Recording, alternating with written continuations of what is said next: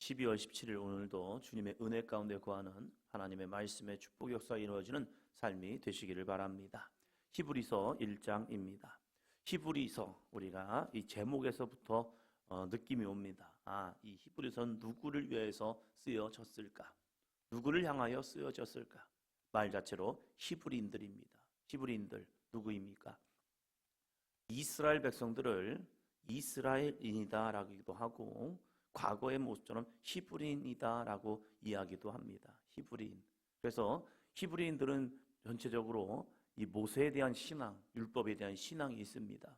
그 신앙적 배경을 가지고 있는 히브리인들, 자기 동족인 이 유대인들에게 예수님은 누구인가? 왜 우린 예수님을 믿어야 하는가? 그 논증을 하는 것이 바로 히브리서입니다. 마치 마태복음이 유대인들에게 증거된 것처럼 이 히브리서도 히브리인들, 유대인들에게 하나님의 복음, 예수 그리스도가 누구인가를 논증하고 있습니다. 그래서 1장에서는 구약의 말씀들을 많이 인용합니다. 그래서 구약의 말씀, 언약의 말씀이 어떻게 이루어졌느냐? 그분이 누구냐? 바로 예수 그리스도다. 그러면서 예수님에 대한 논증을 계속적으로 하고 있습니다. 약속의 말씀을 가지고 이 말씀함을 통해서 그분이 바로 예수님이야 라고 합니다. 예수님은 누구입니까? 8가지를 이야기합니다. 첫 번째 2절입니다. 이 모든 날 마지막에는 아들을 통하여 우리에게 말씀하셨으니 이 아들을 만유의 상속자로 세우시고 또 그로 말미암아 모든 세계를 지으셨느니라. 아멘. 2절에 보니까 3가지를 먼저 이야기합니다. 첫째, 아들을 통하여 우리에게 말씀하셨으니 예수 그리스도는 누구냐? 아들이다. 그 아들을 통하여 우리에게 말씀하고 계신 것이다. 말씀이 육신이 되어 이 땅 가운데 오셔서 하나님의 나라를 선포하신 분, 그분이 바로 예수 그리스도다. 요한복음이죠. 요한복음에서도 예수님은 누구인가를 시작하면서 예수님은 말씀 자체다. 그래서 태초에 말씀이 계시니라. 이 말씀이었다. 그리고 창세기의 말씀을 통해서 하나님이 이 세상 만물을 뭘로 창조하셨냐? 말씀을 창조하셨잖아. 그것을 히브리인들은 이 창세기를 통해서 끊임없이 고백했던 겁니다. 그것을 요한은 태초에 말씀이 계셨다는 그 말씀을 통해서 바로 예수님은 태초부터 계신 하나님이시다. 이것을 이야기하고 있고, 히브리서에서는 예수님은 누구냐? 아들을 통하여 우리에게 말씀하셨다. 말씀하시는 아들이다. 그것을 우리에게 또 증거하고 있습니다. 두 번째, 이 아들을 만유의 상속자로 세우셨다. 그 아들은 누구냐? 만유의 상속자이시다. 하나님의 거룩한 상속자. 그래서 통치와 권세와 능력이 그분에게 있다. 이것을 이야기하고 있는 겁니다. 성육신 하셨지만 그분은 하나님의 상속자이시다. 그래서 우리는 그 상속자를 통해서 하나님의 나라를 유업을 받을 수 있다는 거죠. 그래서 오직 예수 그리스도를 통한 구원이 이루어진다는 그것을 또 논증하고 있습니다. 세 번째, 그로 말미암아 모든 세계를 지으셨느니라. 모든 세계를 지으셨다. 그것은 창세기 1장인 거예요. 그 창세기 1장, 그 말씀은 오직 자기들의 여호와 하나님인 거예요. 그런데 이 예수 그리스도도 누구냐? 바로 그로 말미암아, 예수로 말미암아 모든 세계를 지으셨다. 히브리인들은 이해할 수가 없는 겁니다. 하나님만이 창조주인데 예수 그리스도가 창조주라고? 그러면 하나님과 그분이 똑같다고? 이것이 그들의 유일사상에서는 이해가 되지 않는 거예요. 왜요? 오직 여호와만이 유일하신 하나님이다. 그 모든 것은 다 거짓이다 라고 믿는 그들의 신앙 속에서 예수 그리스도와 하나님이 한 분이시다. 이 삼위일체론 자체가 이해가 되지 않는 거예요. 왜요? 신법한 그 하나님의 세계, 그 세계를 이해할 수 없기 때문에. 그러나 이것은 논증으로는 불가능합니다. 왜요? 삼위일체 자체가 논증 자체로는 모순인 거예요. 어떻게 성부, 성자, 성령, 하나님, 그 하나님이 어떻게 한 분이시다. 그것은 오직 신앙, 하나님을 만난 자만이 그렇구나. 하나님, 성부 하나님, 성령 하나님, 이 분들이 하나시구나를 우리의 온전한 신앙으로 고백할 수밖에 없다는 겁니다. 그래서 그로 말미암아 예수 그리스도로 말미암아 모든 세계를 지으셨다. 이 고백을 합니다. 3절입니다. 이는 하나님의 영광의 광채시요 그 본체의 형상이시라. 그의 능력의 말씀으로 만물을 붙드시며 죄를 정결하게 하는 일을 하시고 그곳에 계신 그 신이의 우편에 앉으셨느니라. 아멘. 이것은 하나님의 영광의 광채시오. 하나님은 영이십니다. 그래서 그 영이신 하나님을 우리는 만날 수 없습니다. 그러나 그 광채를 통하여서 우리는 하나님이구나를 볼 수 있다는 겁니다. 예수님은 하나님의 현현이라는 사실입니다. 말씀이 육신이 되어 우리 가운데 보여주신 분, 그분이 바로 성자 하나님이시죠. 그래서 네 번째, 하나님의 영광의 광채시다. 하나님의 영광의 빛이시다는 거예요. 다섯 번째, 그 본체의 형상이시다. 그 본체의 형상으로 우리에게 나타나셨다. 성육신하셨다. 여섯 번째, 그의 능력의 말씀으로 만물을 붙드신다. 그 능력의 말씀으로 모든 만물을 붙드시잖아요. 예수님 말씀하시면 되잖아요. 파도야 잔잔하라 되잖아요. 떡을 나누어 주라 했더니 보리떡 5개와 물고기 2마리를 통해서 5,000명을 먹이시잖아요. 죄사함 받았느니라 하니까 죄사함 받잖아요. 내 몸은 깨끗해질지어다 나병이 깨끗함을 받잖아요. 너는 눈을 떠라 눈이 떠지잖아요. 너는 일어나 걸어 하니까 걸어지잖아요. 죽은 자에게 살아나라 하니까 살아나잖아요. 왜요? 그의 능력의 말씀으로 만물을 붙드시기 때문에 그래요. 그 모든 만물 가운데 사람도 생명도 주권도 다 붙들림을 당하게 됩니다. 왜요? 그분은 하나님의 말씀 자체이시기 때문입니다. 7번째, 죄를 정결하게 하는 일을 하시고, 죄를 정결하게 하는 일 뭡니까? 십자가의 구원이죠. 예수님이 성육신하는 사건은 한 가지 일을 이루기 위한 거죠. 완전한 구원. 구약의 이스라엘 백성들은 번제를 통하여서 죄사함을 받습니다. 그러나 그건 완전하지 못해요. 그래서 또다시 범죄하고 우리는 또다시 죄인이 되는 거죠. 그러나 죄를 정결하게 하시는 일을 십자가의 능력으로 이루셨죠. 그래서 다 이루었다. 주님이 말씀하시잖아요. 오직 예수 그리스도의 피만이 우리를 정결케 하는 능력이 될 줄로 믿습니다. 그래서 우리는 예수님의 십자가의 능력을 믿고 회개하여 구원을 얻는 거죠. 베드로가 사도행전에서 말씀을 전할 때에 야 너희가 죽인 예수 그리스도가 바로 하나님의 아들이시오 구원의 완성이시다라고 막 전하니까 사람들이 형제여 우리가 어찌하여 구원을 얻을꼬 무엇을 해야 구원을 얻을 수 있습니까? 라고 할 때에 회개하고 주 예수를 믿으라. 그러면 구원을 얻을 것이다.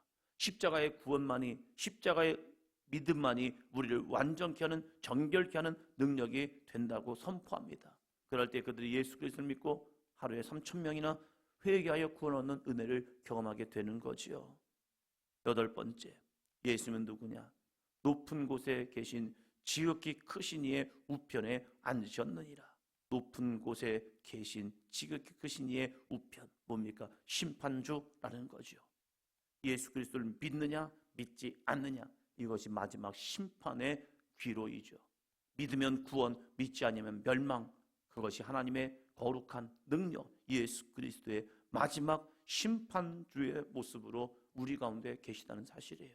그래서 예수 그리스도를 믿어야 한다는 거죠. 이것을 이제 5절부터 보면 구약의 약속의 말씀을 가지고 와서 예수님은 바로 이 말씀의 성취예요 라고 하면서 이야기합니다. 5절 볼까요? 하나님께서 어느 때에 천사 중 누구에게 너는 내 아들이라 오늘 내가 너를 낳았다 하셨으며 또 다시 나는 그에게 아버지가 되고 그는 내게 아들이 되리라 하셨느냐. 아멘. 너는 내 아들이라 오늘 내가 너를 낳았도다. 시편 2편 7절 말씀이죠. 너는 내 아들이라 오늘 내가 너를 낳았다. 아니 어떤 천사를 향해서 이런 말씀하셨느냐? 이것은 다른 것이 아니라 먼저는 주 예수 그리스도다. 그 예수 그리스도의 보혈의 피를 입은 우리들에게도 하나님은 말씀하신다. 너는 내 아들이라 오늘 내가 너를 낳았도다. 그래서 우리는 하나님을 아빠, 아버지라고 부르짖게 하는 거죠. 그래서 예수님께서도 우리에게 기도를 가르치면서 너희는 이렇게 기도하라. 하늘에 계신 우리 아버지요. 나의 아버지로 끝나는 것이 아니라 너는 이제 나의 피로서 정결함을 받아서 하나님을 아버지라고 부를 수 있는 거야. 왜요? 아버지는 피를 얻어야 하기 때문에. 혈육이 되지 않으면 아버지라 부를 수 없잖아요. 물론 양자됨이 있지만 혈육이 되면 그는 아버지인 거예요. 잃어버렸던 아들이 20년 만에 30년 만에 찾아와도 아들인 거예요. 한때는 부모를 찾는 그 프로그램이 있었잖아요. 그래서 언제 입원했느냐, 어떻게 입원했느냐, 뭐 어디에 점이 있느냐, 있어요 하면서 엄마 이름 생각나느냐, 생각난다. 그러면 엄마가 누구였느냐 얘기하는 순간, 야 맞아, 네가 내 딸이야.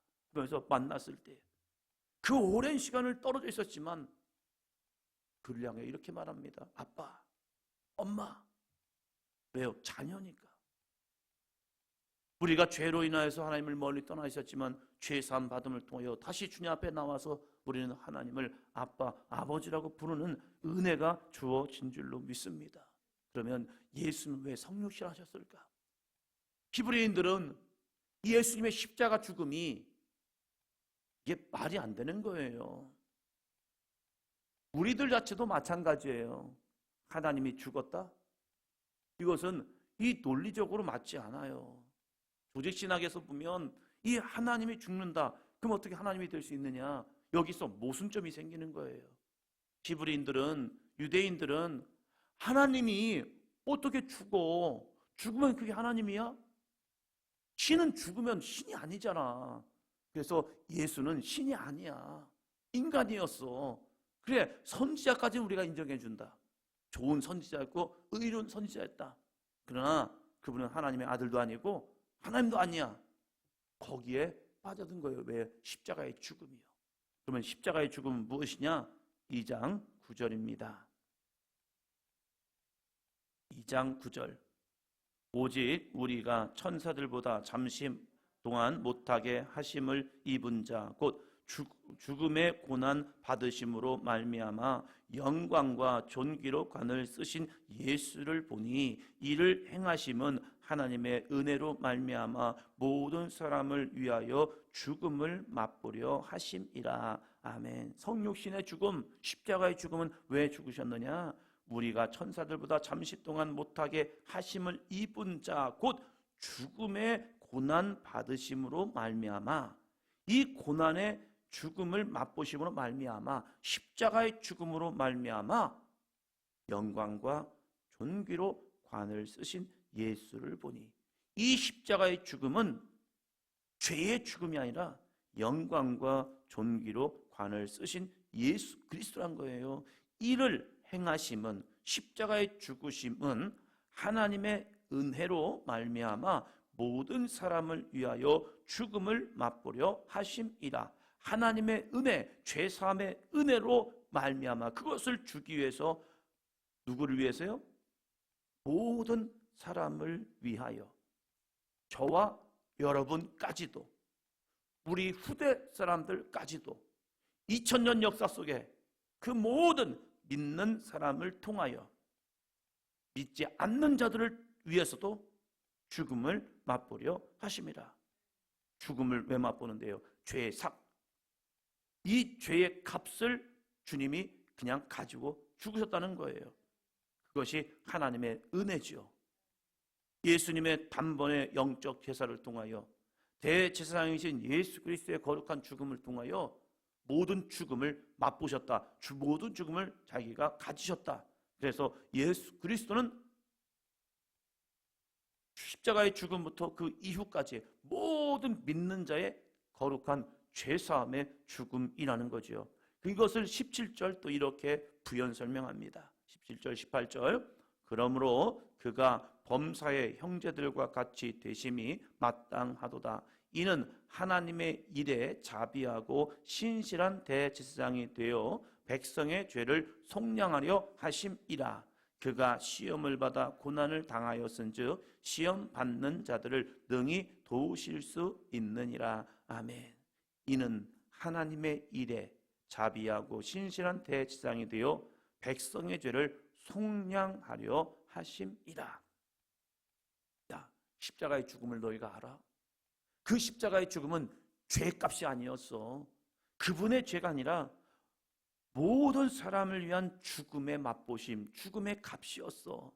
그 예수님의 이 십자가 사건은 하나님의 일에 자비하고 신실한 대제사장이 되어 백성의 죄를 속량한, 대제사장은 속죄일에 온 백성의 죄를 가지고 대속죄일 날 피를 가지고 지성소에 들어가서 모든 백성의 죄를 사합니다. 그 거룩한 사역을 예수 그리스도께서 스스로 대제사장이 되어 온 인류의 죄를 가지고 십자가에서 죽으심을 통하여 백성의 죄를 속량하셨다. 그래서 우리는 예수 그리스도를 믿음을 통하여 죄사함 받았다. 속량, 죄사함 받았다는 거죠. 그가 시험을 받아 고난을 당하였은즉 시험 받는 자들을 능히 도우실 수 있다. 주님은 시험 받으셨기 때문에 그래서 우리를 도와줄 수 있다. 그래서 우리는 어떻게 합니까? 예수님을 의지하는 거죠. 예수님을 바라보는 거죠. 예수님 앞에 나아가는 거죠. 이것을 또 이렇게 말합니다. 3장 1절이요. 도우실 수 있는 분을 어떻게 할 것이냐? 3장 1절. 그러므로 함께 하늘의 부르심을 받은 거룩한 형제들아, 우리가 믿는 도리의 사도이시며 대제사장이신 예수를 깊이 생각하라. 아멘. 예수님은 우리를 도우실 수 있어. 예수님을 도우시는 분이야. 그래서 우리는 예수님을 어떻게 하느냐? 아, 예수님 도운 분이야. 예수님 좋은 분이야. 좋은 분이야. 여기서 끝나지 말고 함께 하나님의 부르심을 받은 거룩한 형제들아, 하나님의 부르심을 받은 거룩한 성도들아, 하나님의 부르심을 받은 거룩한 믿음의 자매들아, 어떻게 하냐? 우리가 믿는 도리의 사도이시며 하나님의 보내심을 받은 사도, 대제사장이신 예수를 깊이 생각하라. 예수님을 깊이 생각하라는 거예요. 의지하라는 거예요. 바라보라는 거예요. 붙들라는 거예요. 오늘 우리들의 삶이 예수 그리스도를 깊이 생각하며 예수 그리스도를 깊이 의지하며 예수 그리스도를 깊이 붙드는 삶이 되기를 주의 이름으로 축원합니다. 예수님을 통하여 우리가 어떠한 은혜를 경험하게 되는데요, 그 예수 그리스도를 믿음을 통하여 우리는 이러한 은혜를 얻게 됩니다. 4장 15절입니다. 4장 15절. 우리에게 있는 대제사장은 우리의 연약함을 동정하지 못하실 이가 아니요 모든 일에 우리와 똑같이 시험을 받으신 이로되 죄는 없으시니라. 우리의 연약함을 동정하지 못하실 이가 아니요, 우리가 범죄했기 때문에 야, 이것들 범죄했어? 이것들 왜 그랬어? 하면서 이해하지 못하고 그래도 죄 졌으니까 죽어라 하면서 다 싹 죽이는 것이 아니라 동정한다. 그 마음을 헤아리신다는 거예요. 내가 알지. 너의 연약함을 알아. 너의 부족함을 알아. 그런데 내가 너를 도와줄게. 나를 붙들어. 내가 육신을 입은 것은 너희의 연약함을 돕기 위해서 육신이 된 거야. 그래서 나를 의지해. 나를 기대해. 내가 너를 붙들어 줄게 하면서 동정하지 못하실 게 아니라는 거예요. 우리의 마음을 아신다는 거예요. 그래서 그 연약함을 붙들어 주시고, 그래, 내가 너를 도와줘. 내가 너와 함께, 내가 너를 일으켜줘. 그러면서 예수를 부르라는 거죠. 마태, 마가, 누가, 요한복음에서는 그 예수님을 붙든 자들이 있죠. 예수님을 의지한 자들이 있죠. 다윗에서는 예수여 나를 불쌍히 여기소서. 주님 앞에 나올 때 주님이 그들의 연약함을 꾸짖지 아니하시고 그들의 연약함을 붙들어 주셔서, 그래, 네 믿음대로 되라. 네가 나를 의지하는구나. 내가 너에게 무엇 하여 주기를 원하냐. 그래, 너 봐. 너 고침받아. 너 죄사함 받아 하면서 주님을 붙드는 자들에게 은혜로움을 주셨지요. 그래서 모든 일에 우리와 똑같이 시험을 받으신 이로되 죄는 없으시기에 죄사함의 은혜가 있는 거죠. 그래서 우리는 어떤 은혜가 있냐 이거예요. 마지막 16절입니다. 16절. 그러므로 우리는 긍휼하심을 받고 때를 따라 돕는 은혜를 얻기 위하여 은혜의 보좌 앞에 담대히 나아갈 것이니라. 아멘. 죄 있는 우리가 이 거룩한 성전에 나오는 것 나오면 안 돼요. 원래 우리는 죄인이기 때문에. 그래서 하나님의 성전에 오면 우리는 죽어야 합니다. 대제사장도 속죄하지 아니하고 지성소에 들어가면 죽었습니다. 그래서 발에 끈을 묶고 간 거죠. 방울소리가 들리지 아니하면 죽었구나 해서 끌어당기라고. 그렇게 무서운 곳이 바로 성전, 성소라는 사실입니다. 그런데 우리가 이 시간 주의 성전에 왔잖아요. 어떻게 왔냐 이거예요. 왜 주님이 우리를 성소로 부르십니까? 그것은 지성소는 하나님의 임재입니다. 하나님이 너희가 그 지성소에서 내가 너희를 만나 줄게. 나에게 와. 성소란 것은 하나님의 만남의 장소잖아요. 그런데 우리가 어떻게 죄인된 모습으로 하나님을 만나러 왔냐 이거예요. 그러므로 우리는 긍휼하심을 받고 긍휼하심을 받고 때를 따라 돕는 은혜를 얻기 위하여, 내가 때를 따라 돕는 은혜를 우리가 받기 위하여, 그래서 우리는 성전에 와서 하나님의 긍휼하심, 주여 오늘도 죄인이 주님 앞에 나왔습니다. 용서하시고 때를 따라 돕는 은혜, 우리에게 필요한 일용할 양식, 이것을 얻기 위해서 오늘도 온 거죠. 하나님, 오늘도 이것이 부족합니다. 힘듭니다. 연약합니다. 나는 오늘도 주님의 은혜가 필요합니다. 주님이 나를 붙들어 주신 능력이 필요합니다. 주여 나를 붙들어 주세요. 이거 하기 위해서 온 거잖아요. 그런데 왜 이걸 주시냐 이거예요. 은혜의 보좌 앞에 담대히 나와라. 왜요? 우리는 속량을 받았기 때문에 그래요. 예수님의 십자가 구원의 은혜로 하나님의 거룩한 자녀가 되어 하나님을 아빠, 아버지라 부르짖는 영적인 자녀가 되었기에 우리가 오늘도 거룩한 하나님의 초대 안에 들어온 거죠. 필요하면, 힘들면 와. 아빠 보고 싶으면 와. 엄마 보고 싶으면 와. 하면서 초대하시는 그 하나님의 영적 초대 속에 주님 앞에 나와 오늘도 이 거룩한 은혜의 보좌 앞에 담대히 나와 하나님의 은혜 가운데 충만히 거하는 우리들의 삶이 되기를 주의 이름으로 축원합니다. 기도합니다.